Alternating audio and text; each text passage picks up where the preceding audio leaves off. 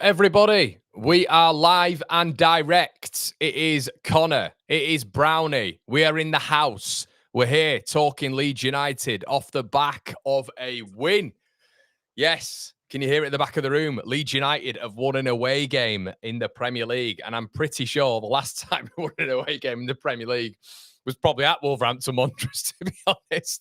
It seems to be the only place that we get wins at, isn't it? Or a team that we get wins against in the Premier League. But as always, on Tuesdays, which Brownie, we're confirming, aren't we now? We're locked in. He's live on air. He's locked in. He's going to confirm to you guys that it is going to be Tuesday evenings, of which we're going to carry on with this, which is good for all of you guys to just get that in your schedule. It's been everywhere because this man's got about 580 jobs, including working in football, which helps the channel a little bit with a few insights. But yeah, how are you doing anyway, mate? All good? Oh, what a difference a week makes, mate. Yeah, I feel like we were wearing this kit last time we won away from home in the Premier League, to be honest. No, it just relieves that little bit of pressure and that little bit of tension, and everybody's thinking about getting passports back out for Europe rather than going to Stevenage away next season. So, life of being a Leeds fan, I guess. Life of being a Leeds fan. But again, it's another game we've competed well in, and we're beating the teams that we should be beating in and around us. So, yeah, we said last week, didn't we? Following the Wolves game, it was either going to be a really, really positive start, good start, or really bang average. And thankfully, we've come out on the side that we all want. Yeah, it's felt good, hasn't it? It feels like you know that win was massive at the weekend. We went into it, and just to give it a little bit of a debrief, we'd said that it's definitely a must not lose, but after Fulham, Brownie, it felt like a must win. And going into it, I felt fans that maybe were saying it's not a must win were maybe a little bit on the side of just nervous of it being a must win so early on. I completely get that, because normally when you say it's a must win, it's that overreaction retaken at the end or the middle of the season. It's like, this win will keep you up, but it wasn't that. It was just the structure of the games, and you're thinking, well, if we're to pick up points at home, we're to pick up points away. This is the area of which we need to be picking up points away from home, really, because this is a team of which is struggling 0 out of 4. Got to be picking up some points. Yeah, definitely. I remember on the morning of the game, my brother messaged me, "What would you take today?" And I said, we just can't lose. I was still in that mindset of cannot lose. It stunk of the total Leeds United, Wolves not winning a game all season. Leeds rock up, turning that fate, and after 6 or 7 minutes, you thought, here we go again. But we mentioned last week about, does he know his starting 11? It was exactly the same, so maybe he does. Interesting, were people mourning following the full-time whistle about his team selection this week, or is it only when we lose that the team selection gets questioned? Because it's exactly the same set of players that started at Fulham. Don't know. Were we happy this week that Aronson was playing? You're asking me. just in general, because last week it was the team was all wrong. This week, I've not seen one tweet saying the team was all wrong, but it was exactly the same 11. Yeah. Yeah, and of course, mate, and you are right in terms of that. And you know, the football's fickle, isn't it? Result plays a massive part in what people, you know, you're not going to go online and start saying he got it all wrong after picking up a 3-1 win. But you are right. I mean, I tell you what, I was looking at that lineup at the very beginning. I was thinking to myself, well, if Nonso's out, if James is out, of which both of them, I believe, I don't think either of them in the squad, he doesn't really have that much choice. I think if I'm looking at Nonso and I'm looking at James in the squad, and like you said, Leeds don't pick up all 3 points, or if we draw them, we should be winning. I'm not knocking on that tweet door, but I'm definitely knocking on your WhatsApp door. No, I completely get that. I think the only question mark was around the Tanaka. Would Tanaka come in? Would he keep the same midfield three? Other than that, I think the team pretty much picked itself, to be honest, at the weekend, and I think it will be the same again next week, unless something happens in training or Bogle doesn't make it, which would be a huge blow if he doesn't. 'Cause I think he's been brilliant. Feels like that already, doesn't it? Feels like that already with Bogle. He's so important, isn't he, Brownie? Massive. Yeah. Yeah, definitely. Obviously, we've not really seen much of James. I don't mean Dan James, but the fullback James in a Leeds, Leeds shirt. And then the other option is Sam Byram. So it's kind of wrap him up in cotton wool and hope that he's fit. Because I've seen lots of messages from Everton fans on socials that when you put balls in like that for Calvert-Lewin, he is lethal. But Everton didn't really do that last year. They weren't getting the service to him. So we touched on Calvert-Lewin last week that if Leeds were to stay up, he needed a good goals return. And thankfully he got off the mark. What do you make of him, mate, as a striker? But I thought he was brilliant. I thought he was absolutely brilliant at the weekend. Thought he held the ball well, got Leeds up the pitch. I tell you what, mate. I mean, I'm not sure what it looked like at Molineux, but that jump that he has, and we saw it at Fulham, didn't we? We saw it when he laid off Longstaff with that jump. When he gets just standing and running, it's such an asset to have in the Premier League, isn't it? You just got to, like you say, we just got to keep him fit. He's got to be fit, hasn't he? That is the key part of it, to be honest, because I mean, you think back to the Arsenal game and we were going along to Perri, Nonto and James, it was painful. It was just coming back constantly. And that's not a knock on any of them three players. They've all got different qualities. But we've just Calvert-Lewin up there. It was a presence. Yeah. Defenders aren't going to have an easy game. They know they're in for a battle. But yeah, bullied him, didn't he, Brownie? Bullied him, yeah, I thought. Absolutely. Just keeping him fit is huge. Because he hasn't got over 12 or 13 goals since 2020 in the Premier League. So, and if you look at the games he's had so far, he could be on 5 or 6 already. So he is getting in good positions. We just need to see that Calvert-Lewin from 4 or 5 years ago, which will be huge for Leeds, especially with the games coming up, like you mentioned. Where do the points come from? I think it's a really, really important spell over the next 2 or 3 weeks when we've got the likes of Bournemouth, West Ham, Tottenham thrown in there. There's another one that's Burnley, that's the one. Huge that we pick up points as quickly as possible, to give ourselves that platform to, like we all went into the weekend really on edge, under pressure, thinking, oh my God, if we lose here, me included, if we lose here, it's looking really tough. Whereas now you're looking at it thinking, well, you can worst case scenario, you lose your next 2 and it's still a point per game, innit, going into the West Ham game or the Burnley game, I think it is. Absolutely. And like I said in the previous show, it's a completely different mindset this week. We went to games last season expecting to win every single one, really, barring the odd one here and there. Sheffield United away, Burnley away, you take your points. But this season, we've all got to be a little bit more calmer, if that's the right word. Realistic, that's definitely a right word to be using. And picking up points wherever we can. I mean, yes, Saturday be tough, but if we pick up 3 points on Saturday, we're already 25% of the way there to 40 points after 6 games. My favourite stat was I think it's like us and Sunderland, who are something like, it's like 4 and 5 points off Southampton's total last season already.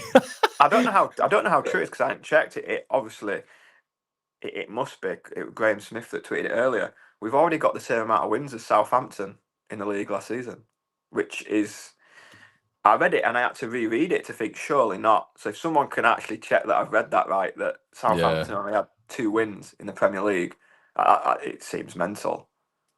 Yeah, let's just get into a few comments. There's a few faces in the building here as well. Conor lad, been trying to get my mates to subscribe to you to get you up to 50k. Cheers, mate. Brownie, can you believe it, mate? This little old channel nearly on 50,000, mate. You've been a massive part of it as well, mate. So I got you 2 or 3. It's 1,000. No, not 1,000. Afternoon, fellas. How we doing? JB says, mate, chill out. We beat Wolves. Stop going on about it. Fair enough. Hang on. Should we have beat someone else in it the weekend? Like what? That's well, fair enough. I mean, we're not even. It's Tuesday. It's not. You got to be basking in it. I think he's right in a sense that that game's done, shelved, done. We're on to the next one. But come on, mate. Like, I think as well. I mean, he said here as well. We won. We don't need to go on and on about it. I get it. We do have to enjoy it, but not to go too mad about it. I don't think we're going mad about it. I think it's right to converse, pick things out, get other people's opinions. I've not spoke to Brownie about it a lot. I know a lot of you like. I think the good thing about getting the guests that I have on is you go down different avenues with them. With Brownie, it's a very different avenue to what it is with Gabe. You know, on the second channel we have Ben and Matt. It's very different to Callum. They're all different points of views, and that's why I think it's really important. And you guys like the shows for different reasons. And yeah, it's a different perspective with Brownie, and I enjoy going down like these roads with him. So look, a positive one. yeah, exactly. It's different, mate. I think that's, and this isn't a knock on the lad who's put that comment. I just think it's the world we live in now. Negativity is what people want. Negativity is every time you put on the news, it's negativity. And we've won a game of football. Why can't we enjoy it? When we get battered 5-0, we're talking about it for days. Yeah, but when we win a game, it's like, well done, on to the next one. I just think we need to in life just enjoy the wins a little bit more, the positive bits. And I'm still getting up, and I know it is Wolves, and maybe this is where my expectations are lower, but it's a Premier League win. And, you know, in our first, 5 games, we've got 2 Premier League wins. And Premier League wins, what I'd say, mate, is just think about the last time we were in the Premier League and when we were getting beaten down every single week, and that could still happen. Let's be honest, this could still happen. We could go our next 7 games and not pick up a win. So we're talking about that today on another show. So you've got to enjoy the wins when you get them, because in the Premier League, it can be taken off you like that. It's so ruthless. The thing about Leeds at this time, and it's probably why I've backed Fark so much, even in the games this season, take Arsenal out of the equation because completely different animal, and it's like playing Space Jam against them. But great reference. We seem in control a lot of the time of games. We're not. You think of Everton first game of the season, completely dominated them. Fulham first half last week, didn't have a shot on our goal in that first half. We're not out of games. We are in the games a lot more than we're not, and I think that's a huge positive for Leeds this season. Think back to last time in the Premier League, it just seemed like, I remember when we had Firpo on left back, and it just felt like they were constantly defending. It felt in games when we were last in the Premier League, it felt like attack versus defence. It felt like, right, we've defended this way, right, we need to defend again. It doesn't feel like that this season. And I know that sounds odd because... It was brutal on air, wasn't it? It was brutal when we were doing the debriefs. We'd only scored 1 goal in the Everton game prior to the weekend, but it wasn't like we weren't creating chances. We weren't. It just felt like this time. It just feels a little bit more different. It feels like we are competing. Every game this season we've competed, bar the Arsenal game, whereas previously it really was. It was like Groundhog Day every Saturday. Yeah, definitely. It's good to see us in these games as well. I know Opta at the very beginning of the season, I don't know if you've seen this as well. And obviously, I mean, there's an argument to whether who's had the tougher fixtures between us and Burnley. And weirdly enough, Burnley's fixture difficulty list via Opta was in like 12th, 13th. And they've had Man United, they've had Spurs and Liverpool. But the reason it was in 13th was because Man United finished like 16th last season and Spurs finished 17th. So that's why they were brought down. But obviously, we know they've had difficult fixtures. But I think Sunderland had the 4th easiest according to Opta on like the 7th, 15th of August. Leeds actually had the 4th hardest opening fixtures based on where teams finished last season and all that sort of stuff. So to say we're on 7 points right now, I think a lot of us would have bit your hand off for that. Wanted to talk about a few others as well, Brownie, just on the game, pal. I wanted to get your thoughts on the management of the second half. I wanted to get your thoughts on Gabby Goodmanson. And I wanted to get your thoughts on the midfield as well. And just kind of, you know, overall, I mean, I thought Goodmanson, just to tee you up, was brilliant. Again, he's been just a top signing, hasn't he? I mean, the last time we spent 10 million quid on the fullback, let's not talk about that. But yeah, the midfield looks quite balanced, doesn't it? You feel like you could throw Tanaka in there at some point to get control of the game as well. Maybe a little bit more. Might have to do that against Bournemouth and Spurs, you know, if we want to actually keep hold of the ball for said period. And yeah, mate, it just, and the back two I thought really dominated in that second half when the onus was being put on them to defend up against one of the best attackers in the league in Strand Larsen and Tolu Arokade, who stands at about 6'7". Yeah, I mean, just going right back to the first point about we'd all been happy with 6 points. I remember 7 points. I remember right at the start of the season, we looked at the first 5 games, and I think we said 6 points we'd be really happy with, and we've beaten that. Goodmanson, apart from scoring headers like Shearer, I think he's had a fantastic start to his Leeds United career. He just doesn't look uncomposed. He doesn't look erratic. He looks a really solid defender. I was really impressed, weirdly, against Fulham when Traore came on that side, who's an absolute machine. He didn't get much wrong against him. He didn't get anything right. He kept forcing him back onto his weak foot. Everton, clean sheet.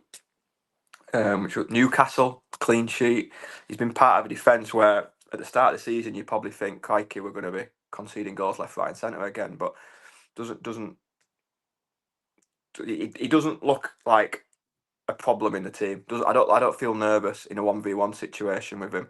And like you said, the fee is a really good fee in the Premier League in these days for him. So yeah, a massive tick. Likewise with Bogle, if he was to get injured, I think it's a real issue.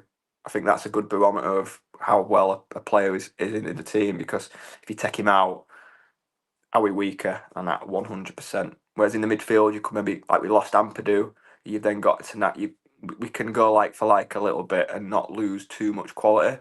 But in them fullback areas, I think that's the biggest problem. If we lost either one of them, I think we're a whole lot weaker without him in the team. Midfield, I think you said you thought we'd change it, didn't you? Yeah, I thought we'd change it. I was surprised. I thought Longstaff struggled a bit. I'll be honest, but I thought Ampadu was brilliant. I thought Ampadu was excellent. Yeah, and like you said last week, since he's come back, he's just slotted straight back in like he's never been away. Him alongside Bogle, I think, first names on the team sheet for me. I was pleased to see Stack get back to the midfield we saw at the start of the season in pre-season after a little, not a huge dip, but he'd set such high standards. He was bound to drop off it a little bit, but the pleasing thing for me was, and I didn't feel like it at 3:10 when we went 1-0 down, but the determination and the grit to get back into it. And like you said, in the second half, yeah, we probably didn't go forward as much. It just felt like we've got our lead. Come on then, come and break us down. And they were throwing bodies in the way, high-fiving each other at little tackles. There felt a real togetherness, which was really pleasing to see. It was a different side to Leeds, because last year we didn't really see that, because we were never behind. We were never under the cosh. We were never up against it for large spells. So it was really pleasing to see that they have that sort of like mentality, and in the armoury they can dig in when they need to.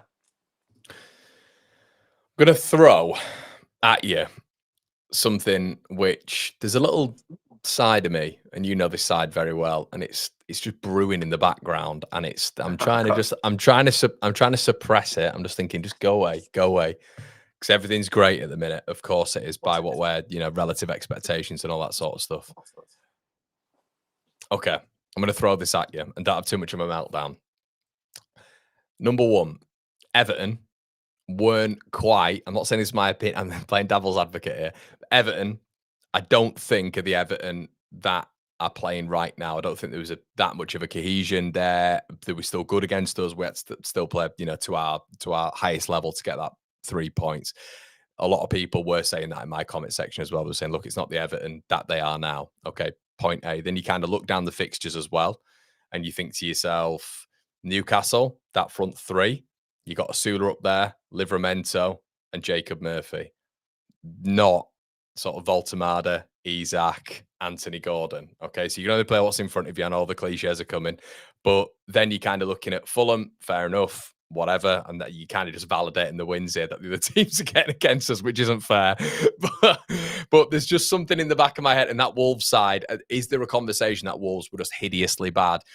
I'm playing devil's advocate here. I'm playing along to it a little bit. reassure me. Tell me everything's going to be okay. Tuck me in at bed at night. Who did you say one of the first names on the team sheet was just then? Ampadu. Yeah. We didn't have him at Arsenal. Tanaka's been out as well. Tanaka's been out. So it's not like we've been at full throttle either. We have both said that Calvert-Lewin's going to be pivotal. Didn't have him for the first few games of the season. I don't want to slaughter him.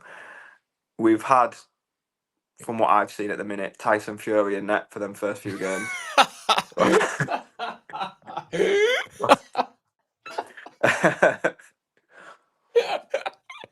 So, yes, they've been a little bit, and I totally agree, Everton didn't have Grealish in the starting 11. He came on with half an hour to go. Tyson Fury. Oh, God. I don't think we've been at our best either, if I'm being totally honest. Yeah. Were we all saying this when we were getting slaughtered 3-0, 4-0, 5-0? When we had like under 16s playing when we were in the Premier League, we had no sympathy. We just got to get on with it. So the other way around, if Isaac wants to spit his dummy out and don't want to play, that's a Newcastle problem.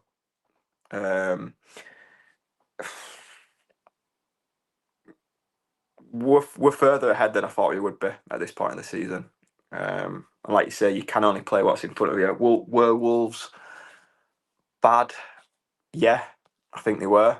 I think we're going to get onto something a little bit later, and it'll probably highlight my opinion on Wolves. But were we all going to Wolves on Saturday thinking we were guaranteed to win? No. So they can't be that bad if we're going to Wolves and thinking we're not going to. Because I thought get a point, happy days. So yeah, I totally get what you're saying. Feet on the ground stuff, though, innit, Brownie? Feet on the ground, long way to go. Long way to go. And that comment, as mad as it was of it's Wolves, get over it, he is partly right. That's done. It's 3 points to the tally. Irrelevant now. We have got to look at Bournemouth. Well, Thomas Brennan said here, he's just put, we cannot be getting overconfident. Survival is going to be a close call one way or the other. And it's still that point in it, Brownie, when we'll get onto our little predictions in a bit. If you gave us 17th right now, you'd absolutely snap whoever's hand off 20 times. I just took the words out of my mouth, mate. We have got to keep both feet on the ground. I think all three teams that have come up have started really well. And I am actually pleased about that. And I know it sounds mad because they're the two of the teams that want to go down. I was bored of seeing the three coming up, three going straight back down. I think it's good for football. It's being competitive. But yeah, if you offered me 17th now, if it was deal or no deal and you know Edmonds, I'm taking the offer. Well, Tom Rad said 100% Brownie sat in the stands watching Martinelli run past Cody Drama as if he wasn't there, and relentless was difficult. These teams crying because one player is missing is just excuses. Tom says as well, evening guys, 2 wins from 5 is a great return. Would take that for the rest of the season, hands down. But I think we'd be on a good total there, mate. If that was the case, then we'd be on a what is that? 7 points from every 5. Who's any Carol Vordemans in the room? 7 from every 5, 14 from 10, 28. About 45 points. From 20, maybe. 35. A bit more, actually. 25. Another 7. Yeah, you're talking mid-40s, aren't you? So, yeah. Deal all day long. Michael has said relegation, West Ham, Burnley, Wolves. I thought previously Brentford, but they have a little bit about them. Maybe our transfer window was more of a 6 or 7 out of 10. I thought they did. I thought they did miss out in the. I mean, I think in the transfer window they'd have given themselves some sort of guarantee, not guarantee, but close to guarantee, especially with what you're seeing with the teams now. And hindsight is a wonderful thing, isn't it? But I still think it was. I still think the transfer window was close to appalling. If I'm being honest, you thought the window was 10 players coming in. Ours. Do you reckon? Appalling. Oh, I think we're still light. If we get a few injuries, we're goosed. Yeah. I didn't use the word appalling. I'm just saying, and we were all having the same meltdown on transfer deadline day. Yeah. We can't now say that it's a good window just because we've got 7 points. I think Farke was absolutely. What's the right way of putting it? Dealt a really bad hand coming into this Premier League with what he's got. Yeah, We signed 2 strikers, mate, on free transfers. I agree. I think the forward line was poor. I think it was poor. Yeah. It's a luck thing, isn't it? It's a luck thing. If they now get 10, 15 goals out of DCL and then Metcha contributes 5 or 6, it's an absolute. You got to turn around and go, that is an absolute stroke of lightning. Really, it's unbelievable how they've done it. Well, who's been our best players so far this season? Ooh, I would say Gabby Goodmanson. I would say probably one of the back 2. I think probably Rodon, I'd say.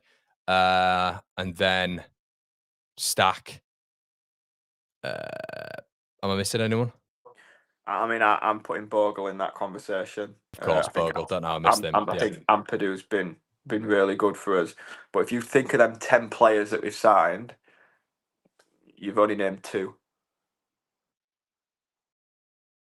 Do you know what I mean? And I agree, Goodmanson and Stack 100%. But you look at the other 8, it's 2 out of 10 good enough of a window to be saying it's a good window. For me, it's not. But yeah, well, they'll turn around at the end, won't they? And say, look, Okafor's got X amount of goals, Calvert-Lewin's got X amount of goals, and Stack, and they'll say, look, we've had a good window.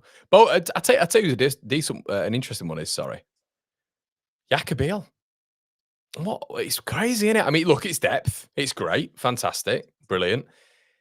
I don't think he did him any favours at Chef Wednesday. I don't think that did him any favours. I don't know, but yeah, and I guess it's probably the strongest position, isn't it? It's probably the strongest position at the minute with how Strauch's performing as well. Because I think he'd have been the fall guy, but even Rodon, if you're looking at him being the fall guy, but I mean, Brownie, that mate, they were all. I mean, Okafor. And I'm not just saying Okafor, but he was the one who I think we all thought in that Wednesday game was going to be tearing him up. So I mean, even not just him, but there was others as well. But it wasn't. The whole point is it wasn't just Jakobiel who was poor on the day. There was. I mean, Darlow. Darlow's another one. It'd be really interesting, mate, if he hadn't been suspended for that first game. Would he have played? Because I don't know how you take Rodon and strike out at the minute. Nah. No, you can't. 2 clean sheets. Unless you go to a back 3. A freak own goal in the 94th minute away from 3 clean sheets out of 5. You can't disrupt that back 4. And as a footballer, I think he sat there thinking, you know what, I can't get in this team whilst they're defending so well. That he may be thinking different when the 2 centre halves split like the Red Sea after 7 minutes at Molineux when Rodon was stood in Coventry and Struijk was stood in West Brom, and that guy's just straight through the middle. Longstaff's just chasing him. Yeah, but yeah, and I mean that back 4, I don't see how you change it right now. I really don't. Brett says, Conor and Brownie, do you think it's right to keep disregarding the Arsenal game? There's a few more teams like Arsenal. Does that mean those other games against top teams should just be written off now? Absolutely not, mate. No. I think you look at the top teams and you think they're going to be difficult games, but you even just you look at the stereotypical top teams, and let's say Burnley, and look, I think Man United are going to be a lot higher up there this season. Let's say you look at Burnley and how they've made it difficult for really 3 of the teams.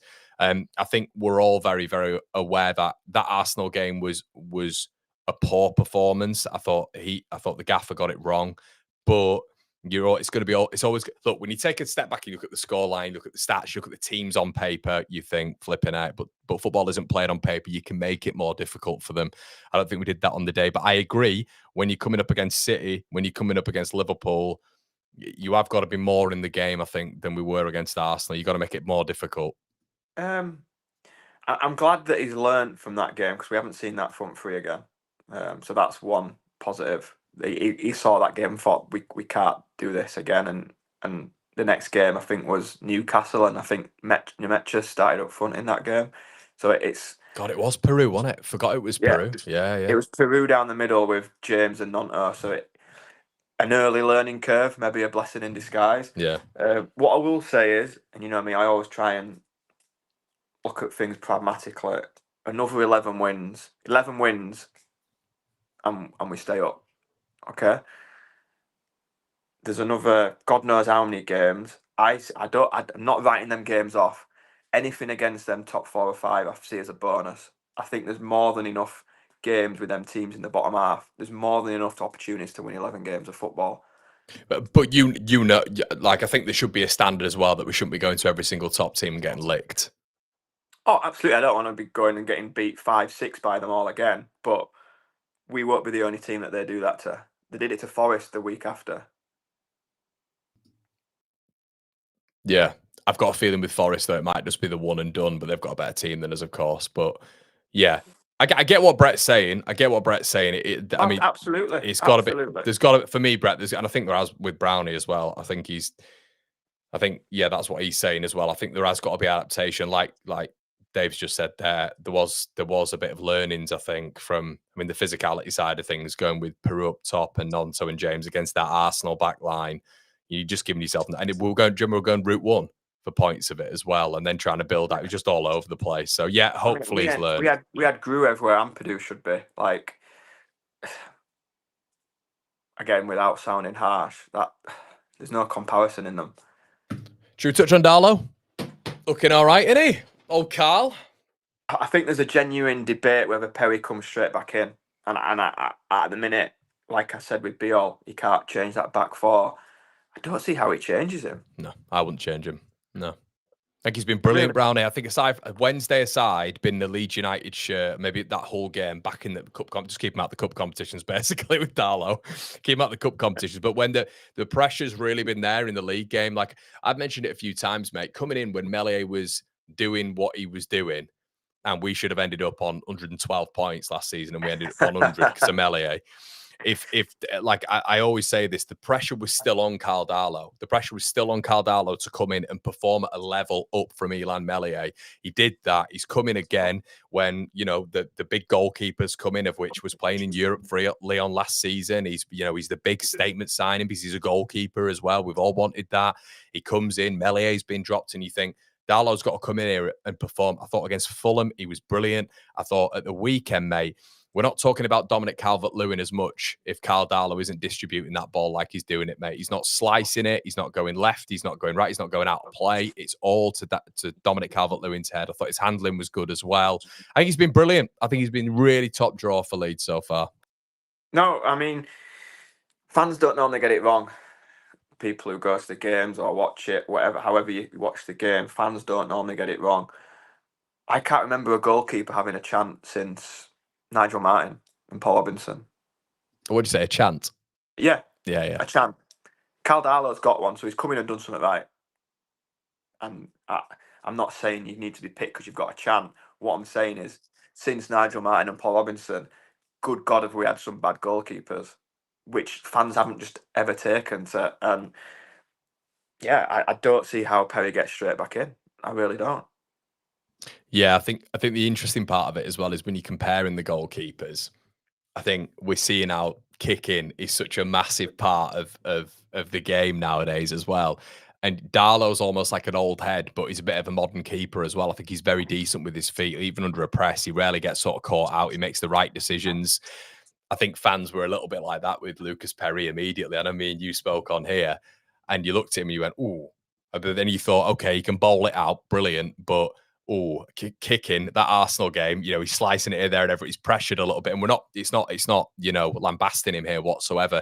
But I think you see Carl Darlow coming in, and it's a strange flip of your mind. You're thinking this guy's a really good kicker and facilitates two forms of Leeds' game, playing out from the back a little bit more calmly, or hitting the front man and playing off him. Whereas with Perri, it was a little bit like, especially in the games that we played, I thought a lot of the balls were going out of play. It weren't really able to build. It wasn't really, accurate. So it's not, as I say, it's not lambasting him, but I think it's interesting how we're looking at it right now when it comes to Darlow in comparison to Perri in terms of kicking. Yeah, I don't want to go into work mode and like bore people to death with tactics and like I've swallowed a dictionary, but in the build, your goalkeeper's always your extra man, your +1. And I think towards the back end of Mellier's tenure, you could see players not wanting to even go back to him. Like the confidence had gone. So you lose that extra body. The first time I saw Perri in Dublin against AC Milan, good God. And straight away in the Arsenal game, players, you're onto a loser if after 2 games the players aren't wanting to use your goalkeeper to play out. And I just feel like that's probably why we were going longer against Arsenal more, because we didn't have that extra body to use. So yeah, he's got a big decision to make if Perri comes back. It's probably a blessing in disguise that he's injured, if I'm being honest. Yeah, and it's also interesting as well, mate, because you've got your wily veterans in the game, haven't you? And coming back, and it doesn't mean they're done. It means that if anything, in your first season at points, you've got an experienced goalkeeper who's a good handler, who's decent at punching, makes the right decisions 90% of the time, is a good kicker. And you're looking at someone, with the newly promoted side in Dubravka at 37, who's had a brilliant start for Burnley, a brilliant start. So it's one of those things, isn't it? Just because they're the old dogs doesn't mean that they're not decent enough in the position. And goalkeepers can go on until they're 45 anyway, can't they? So yeah, listen.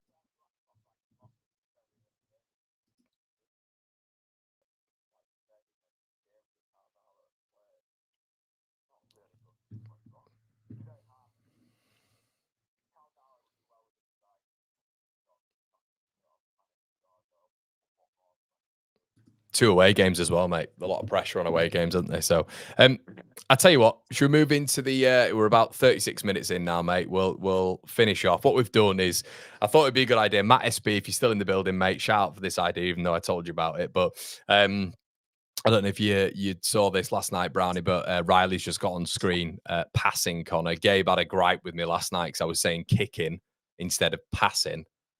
So, like goal kicks, Gabe thinks it should be a goal pass because you're passing to a player. So we're having that. Yeah. Game's gone. The game has gone. So, audio's. Oh, is your audio? Has my audio dropped out? What's going on? No, I was just speechless, mate. Oh, right. Is I don't think Brownie was muted. You guys are saying Brownie's muted. I think he was just. Brownie was muted. No, he wasn't. He was just yeah. Didn't have anything to say on goal kicking or goal passing. I was shocking, isn't it? You got any of them goal passes stats? Nah. Oh, shocker. He's shocker. We're used to this with him, aren't we? So, right, mate. So what we're going to do is who is going to get relegated from the Premier League? I thought it'd be a little bit of a fun exercise. So what we'll do is we'll start off from, and if you guys want to get involved in the comment section below, make sure you do so. We're going to go from 14th downwards to start off with, because I want to talk about the relegation picture a little bit more, and then as a little bit of fun, we can go 13th up to first if you guys want, and we've got those noted down anyway.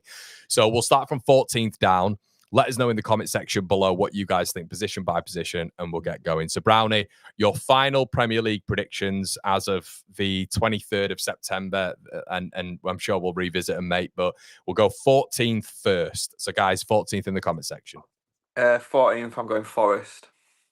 Okay, yeah, I've gone Brighton, which could be quite far down for Brighton. In fact, I'm looking at that now, and there's just so many good teams. There's so many good teams, but I think Brighton might slump a little bit. They've been a little bit inconsistent. They're conceding a few goals as well. I think Brighton might finish in 14th. I've gone Forest because in Europe, which is new to them. I think going from Nuno to Ange is interesting, to say the least. It's going to be a massive shift in how they play. And I do. I think the Europe playing on a Thursday night, it's an issue for any team that does that Thursday night slot. So yeah, that's why I've got them down so low. Okay, yeah. Brighton aren't playing in Europe, are they? I'm sure they're not. I don't think they are. Random stuff says Brownie and Connor stay up this season. Gabe gets relegated. I'm fine with that. Let's have a look. And you guys are just putting who you think's in the bottom three. We're going 14th first. At Leeds for Life. Leeds for Life says Man United. Riley says Scum as well. Michael Pollard says West Ham. Fulham 14th, says Sammy. Okay, so 15th, same reasons as Brownie. I've gone Forest. Who have you gone with, mate? I've gone Leeds. 15th. Oh, yeah. We're staying up. Get up there. Not only that, but we're climbing high. Comfortably 15th, or? I remember messaging you earlier, and my table's kind of split into three, like a top 8 that I think speaks for itself. there's like a middle six where I think you could throw a blanket over them and they could be anywhere in that 9th to 14th position. And I've got a bottom six. And I just look at the bottom six and I just feel like we've been more competitive than the others so far. And it feels like very transitional now, done it for a lot of teams down there. I know Brentford are in that right now. That looks like it's getting better for them, but we'll wait and see. It's a transitional season.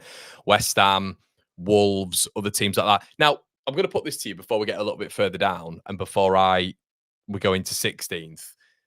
Leeds is so interesting, by the way, in 15th, and we'll touch on that a little bit more as well. But is there a danger that West Ham and Wolves, within probably the next 2 weeks, bin off Vitor Pereira and Graham Potter, and there's a manager bounce for those two sides?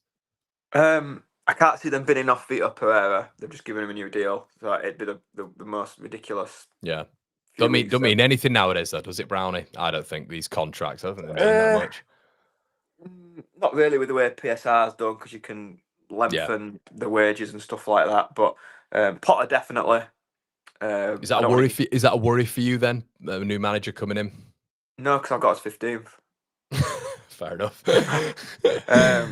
I don't want to give too much away, but I haven't got West Ham. Okay. Well, all right. So, so you've got Leeds in 15th. So I'm just going to push you on that a little bit. So I need you to strongly tell me, after you've told me that they've not fully backed Daniel Farke and attackers, and we're still a little bit worried about the fitness of some of our attacking boys, why you think we're going to finish 15th? The start we've had, I think we've been competitive in every game apart from Arsenal. We've not been turned over in any game other than Arsenal, which I've got second if we're going to go back to the top. I think anybody in that bottom six on a day could go to Arsenal and get turned over. Yeah. I just how much we've dominated in large spells of the games we've played. I think Ellen Road will be huge. We're still unbeaten at home. We've played 3 away games out of the 5, and we've picked up 7 points. Yeah, fair enough. And like you touched on in the transfer window, I do think we've got money to spend in January. Do you think? We must have. We must have, unless Peter Ridsdale's back feeding a fish tank, because it doesn't seem like we ever spend money. So I think if we get to January... Chilino's handing pasta out again. Yeah, if we get to January and we are in around 20 points, halfway there, I don't think they can afford for Leeds to go down the ownership. I think we spend. What would be the worst thing ever is, do you remember we've done this before and we've like rested on our laurels? You know, when we've like predicted things in the future, Leeds United as a football club, like, do you remember we beat Liverpool and Bournemouth back to back and they decided to extend Jesse? And then we've had transfer windows or summer transfer windows under Bielsa where they thought everything would be fine and they brought in Firpo, Dan James and Christopher Claassen. I just hope they don't rest on the laurels again in this big period if we need it, you know? Listen, I think the next 4 games are huge. We're on 7 points, another 12 points to play for over the next 4 games. And if you take another 6 or 7 in that, you're already in mid-teens. I just think it's such a solid base that we've built ourselves to springboard off. And yeah, the way I look at it, 11 wins gets us to 40 points. There's a lot of games, 17 games at home still to play. Yeah, mate, like it. Okay, 16. So you've got Leeds in 15th. 16th, who have you gone for? I've gone Sunderland. Okay. I think they're very similar to us. I think, weirdly, last season when the playoffs were happening, they were the team I didn't really want to go up because I felt if they went up, one, they'd go for it. 2, they'd have a really good backing at home like Leeds do. Bit of an unknown quantity to some Premier League teams. We'd said that, I remember. We'd had one of our shows and we said, you want Sheffield United up because that blueprint, and what an absolute, by the way, what a shit show it's been across the summer for them as well. That would have, I mean, they'd have got rid of Wilder again. They'd have gone for someone else, probably someone of a similar lower ed Premier League, manager caliber ilk, I should say. And you're kind of looking at it now, and it's in the Championship how badly they've been ran as well. That'd have been brilliant for us up there, wouldn't it? Just a team to put below us. But Brownie, how good have Sunderland been? How good have they been? Excellent. I mean, if we'd have played Villa at home, I don't know, Villa haven't started well, but still packed with quality. Being down to 10 men after 35 minutes and going ahead in the game, I think we'd be doing the conga. So I think you've got to give Sunderland a bit of kudos, and they've had a good go. They've gone for it. Obviously, Diarra is injured for a while. Yeah, that's big. That's big. The period over the African Cup of Nations could be a bit of an issue for them. But again, I think they've given themselves a solid base. Good points total, 8 points already. I think with like bringing Diarra in as well and bringing Siddiqui in, I think bringing those lads in, and obviously Xhaka has just been unbelievable for him as well. I think he's just been, he was class at the weekend again.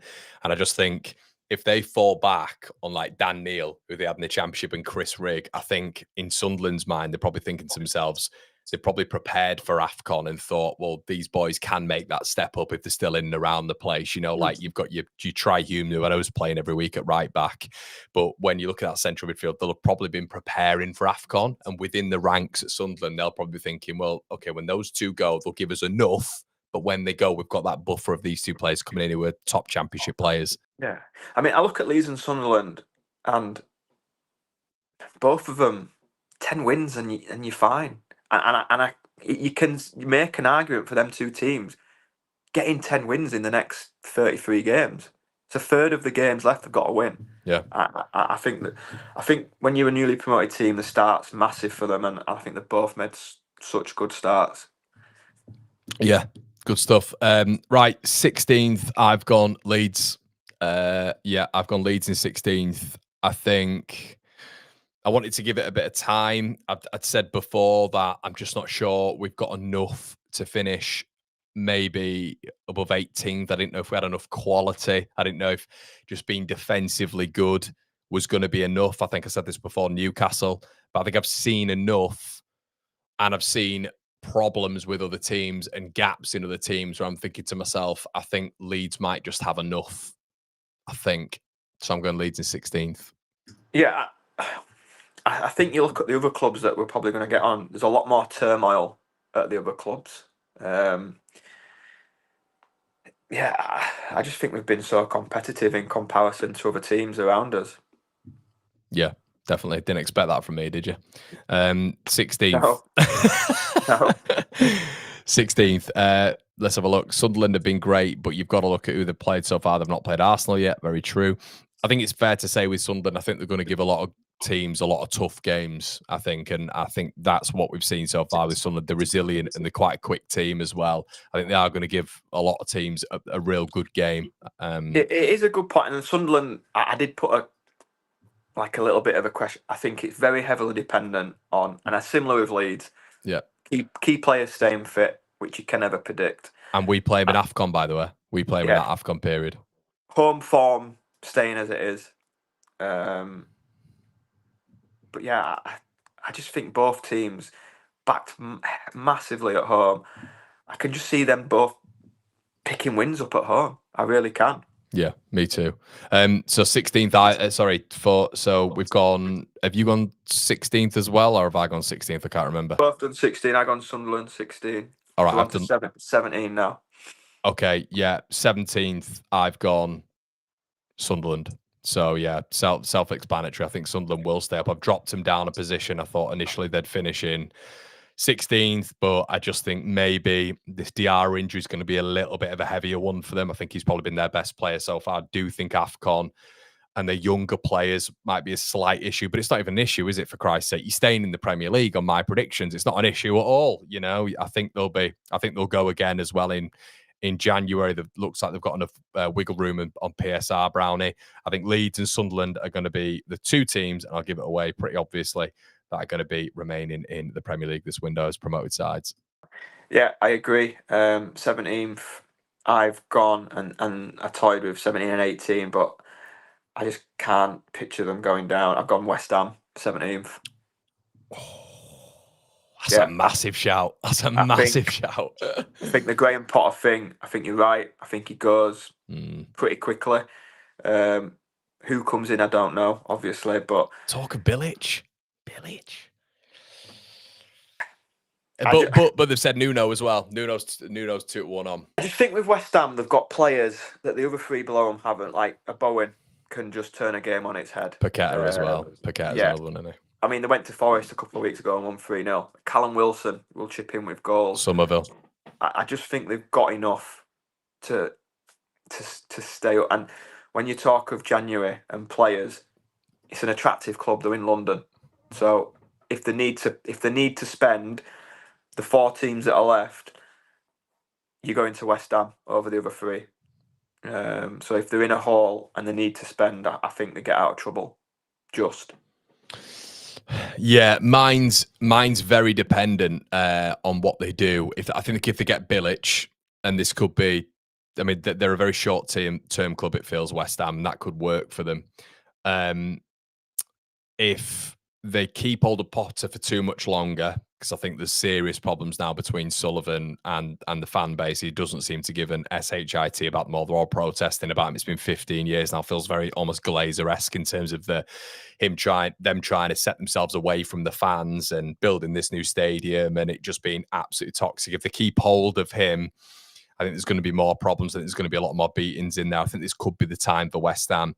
So on that premise, I'm going to say that they're going to keep hold of Potter for a long time. So I think he was a long-term project, and Sullivan thought it was that. I think they're going to keep hold of him for a long time. And then if they do get rid of him, I'm going to predict Nuno will have gone somewhere else, and they'll get someone like Bilic in, who I don't think will save them. I've got West Ham in 18th.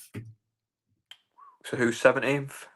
So my run at this moment in time, so I've got Brighton 14th, Forest 15th, Leeds 16th, Sunderland 17th, 18th, West Ham. Go on yours. 18th, I've gone Brentford. You've gone who? Gone Brentford. 8. Brentford. Yeah. Oh, I just can't see it, mate. I've got them above 14th now. I've completely switched on him, mate. I've completely switched. No, not for me. No, not having it. Not having it. You take an Embremo, you take Visser, you take Norgard, and the manager. And his assistant. I just think as you get into the season, when injuries start happening, and I can't see. If we were playing Brentford at the weekend, I'd fancy us to win. Away or at home? Either. Really? Yeah. Yeah. Where are they sitting now? They're still sitting. To be fair, they are still sitting in 17th. And apparently they've been doing okay, and the 17th. They had a bit of a spell, didn't they? They beat Bournemouth, didn't they? And then they beat Bournemouth, who went down to 10 men. Yeah. And then they beat someone. I think they beat a team in the Prem, didn't they? They got pumped at Sunderland.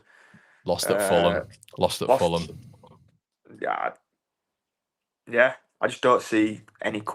And I'm not saying any quality of the Premier League footballers, but I just don't see enough from them. I really don't. Could be right. Where have you got them? 13th. Look at you laughing at me. Listen, you might be right. There might be one of them teams that just grind out wins, but currently I don't. I wouldn't be worried playing them at the weekend. Okay, fair enough. 19th, I've gone Wolves. Yeah, I think Wolves look absolutely rudderless. I think you're probably right with the Vitor Perri shot. I do think they'll bin him off. Their squad, I don't think it's anywhere near good enough. I don't think they've got enough X factor in there. Watching them at the weekend, I think they look absolutely atrocious at the back. I think the team's set up for 3 at the back as well. I think they're in big trouble. I think the fans will tell you. I think if you lose 5 on the bounce when you start the season, I know someone said in the comment section below, Jorgen Strand Larsen isn't a good player. He's a very good player. He scored 15 Premier League goals last season. He's a good player for Wolves as well. I know he came on and didn't do much, but it was his first game back. If they can get him fit and firing, maybe. But I think the loss of Cunha and Aït-Nouri is absolutely massive. I don't think they've replaced them well either. I was looking at them, and my knowledge isn't the best, but there were players I didn't even know. There were some players I was thinking, who's that? They struggled last year. with Cunha and Aït-Nouri, I just don't see any. Again, I know it's not the barometer to be having, but if we were playing Wolves at the weekend at home, I'd be fancying 3 points. I really would. Yeah. So have you gone 19th? Fulham again? Sorry, Wolves. Wolves, yeah. And then finalising it, Burnley. Yeah. Do you want to take the Burnley explanation? Just Burnley, innit? I think. Do you know what though? I don't mean that disrespectful. Do you know what though? Do you know what? Well, I will say this.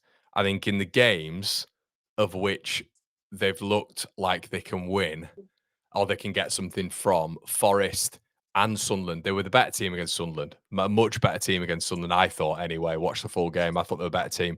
Forest, they defended a little bit. Forest had the better chances. Dubravka probably kept them in it. But then even the Man United game, they were shaded out of it. They were shaded out of the Liverpool game. Obviously, the problem is I just can't see when you've got Jadon Anthony up top, and I know he's been brilliant so far for them. I know that. But Jadon Anthony, Zian Fleming, Armando Broja, Marcus Edwards, I just cannot see that being enough to keep you up in the Premier League. I think they'll be solid. I think they'll pick up points. I just don't think it's going to get anywhere near that 38-point mark. Yeah, listen, I didn't mean to sound so condescending with Burnley in 20th, but they have been better than they've previously been in Premier League campaigns. Like you said, they've been in games more, but still not got anything from it. And that's when they're playing well. It's a championship front three. It's what they had last year, really. Jadon Anthony on one side, Marcus Edwards was in the championship. He's doing all right though, isn't he, Jadon Anthony? He's probably done better than all of our team, hasn't he, so far, in terms of goals. How long will that last? And I just think squad depth's huge in the Premier League, and you've seen Leeds lose Ampadu and Tanaka, but been able to bring in a long staff, Gruev to a degree. Yeah. Burnley lose a couple of players, and it's like, what's coming in? I think the big thing with him was losing Brownhill at the point where he probably had the best moment of his career in like that advanced number 8 role. It was probably the best Josh Brownhill we've seen. I thought he was brilliant last season. I mean, he came a goal behind Joel Peru.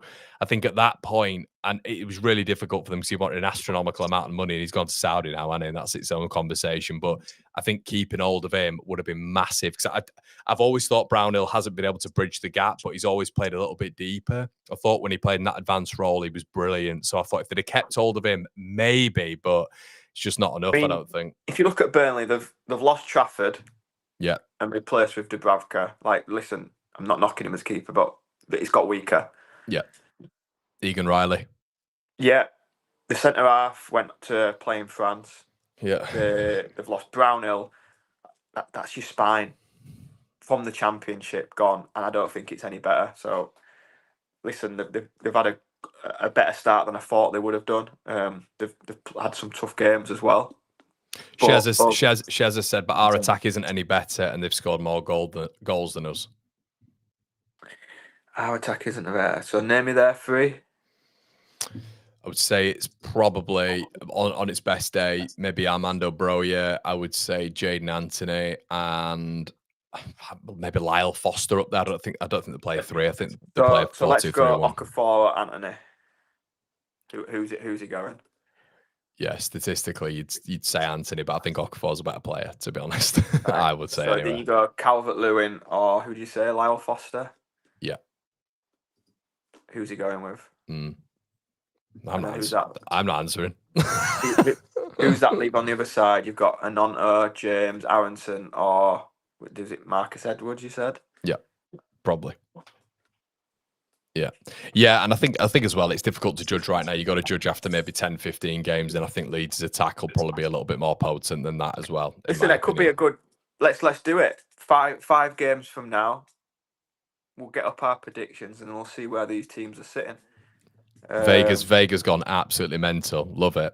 Wolves 20th, West Ham 18th, Wolves 20th, West Ham 19th, Brentford 18th, Villa 17th, Burnley 16th, Fulham 15th, 14th Sunderland, 13th Forest, 12th Everton, 11th Leeds. It's a game of opinions, and that first season in the Premier League, nobody would have thought that we'd have finished 9th.